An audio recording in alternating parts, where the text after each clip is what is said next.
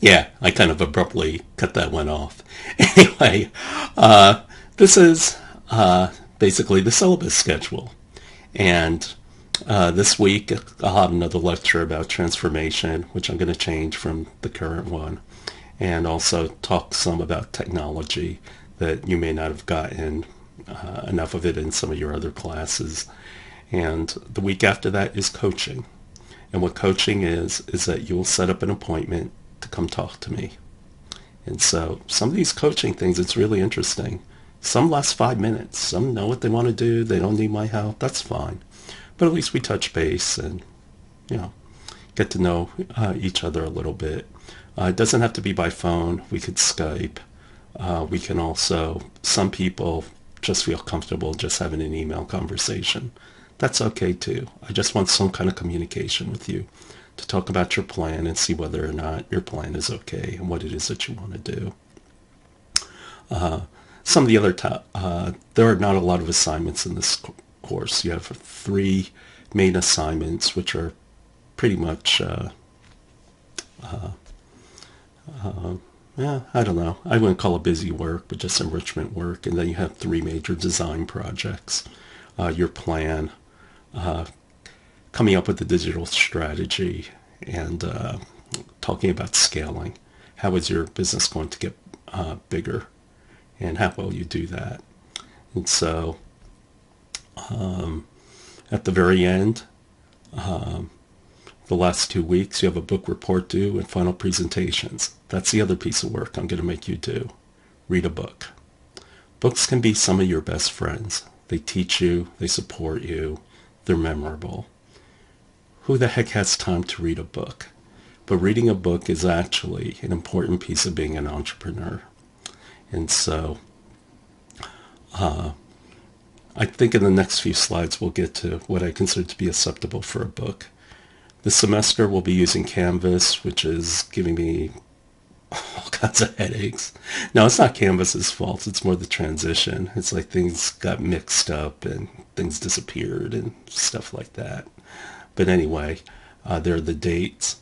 In entrepreneurship in general, what's the key to it? You need a team. You need people. You need to develop resources. You have to be resilient. How are you going to get bigger? A lot of entrepreneurs don't think about that. And the other thing that I'll talk about is you have to get into the woods quickly, meaning the further you progress, the issues come out, and then you know what you have to deal with. If you don't get into the woods quickly, then what's going to happen is you're going to spend all this time and energy, and then it's going to be too late. The real problems are going to hit you.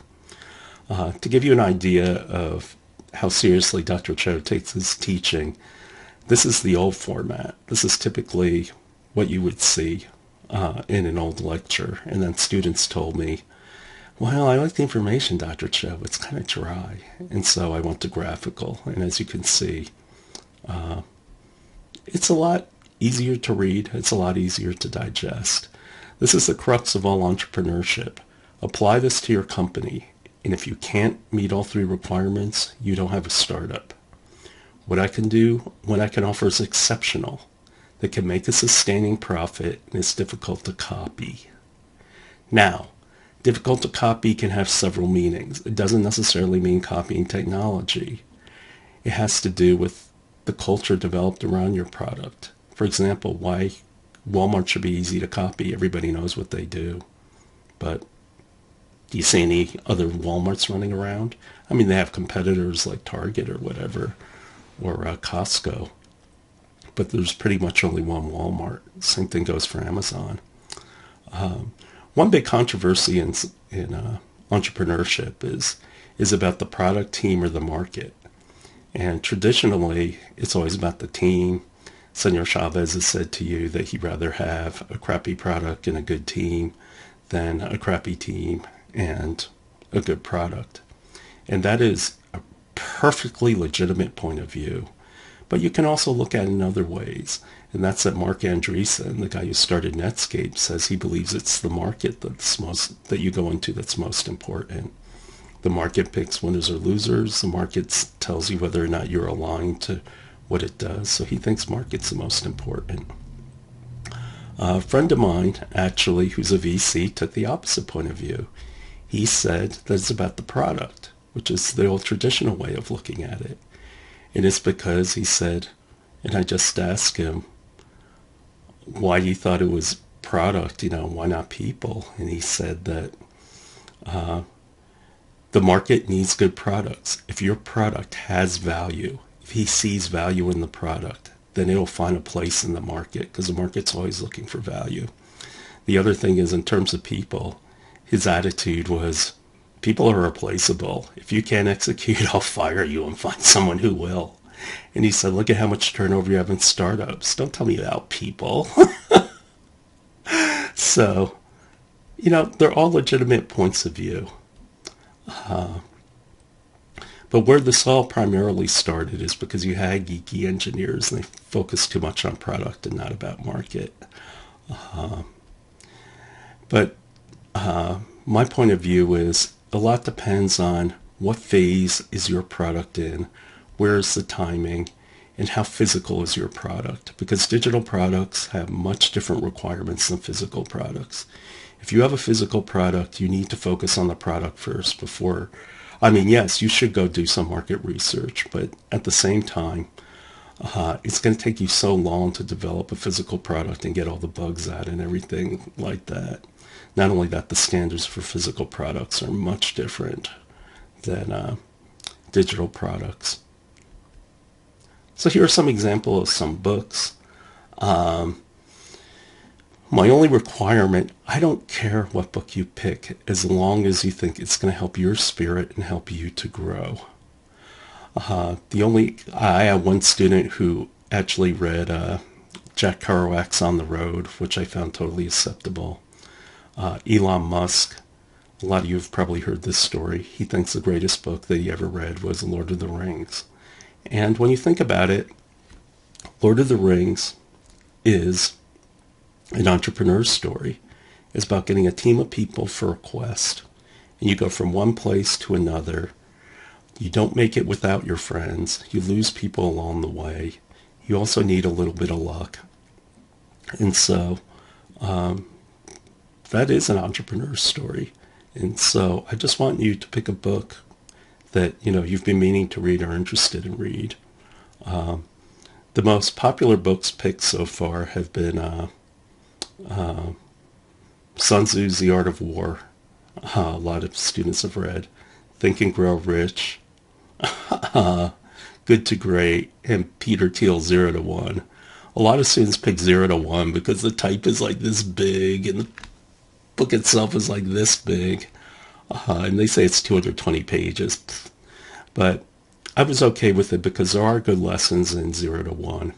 And not only that, but 4 students read the book and they came up with 4 different interpretations of it. That's fine. The important thing at this point in your career is that you have good critical thinking skills. And why? Because critical thinking affects how you make decisions, and decisions will affect whether or not you're going to be successful or not in your careers. And so you have to get into challenging your assumptions. Here's a proposition bet. I'm asking you to bet $10,000 and you have a 20% chance of winning. And if you win, you win $100,000. Do you make the bet? Well, from pure probability, the break-even winning is $50,000. So winning $100,000, hey, that's a really good deal. However, would you take that bet? No, a lot of people wouldn't. And this is why. And this is where expectation theory fails. If you take my data-driven decision-making class, you'll learn why. The lottery. You have a 1 in 200 million chance in winning, and yet the payoff is going to be 1 in 400 million. So, that's positive expectation. You should go buy a lottery ticket. Well, no. The reason why those expectation probabilities work is because you need very, very, very high volumes in order to make it work. But if you take one discrete event, then the odds aren't so good. Because this is what the lottery really is. I'm thinking of a number between 1 and 200 billion. If you figure out what number I'm thinking of, Actually 1 in 200 million, excuse me. If you can think of the number that I'm thinking of, you win. So if that's the case, save your $2. Anyway, this proposition is what you're asking investors to do. And this is why it's hard to raise money. So how do I change that to make this proposition bet more attractive? One is I can raise how much they can win. And that's market size. They want big markets.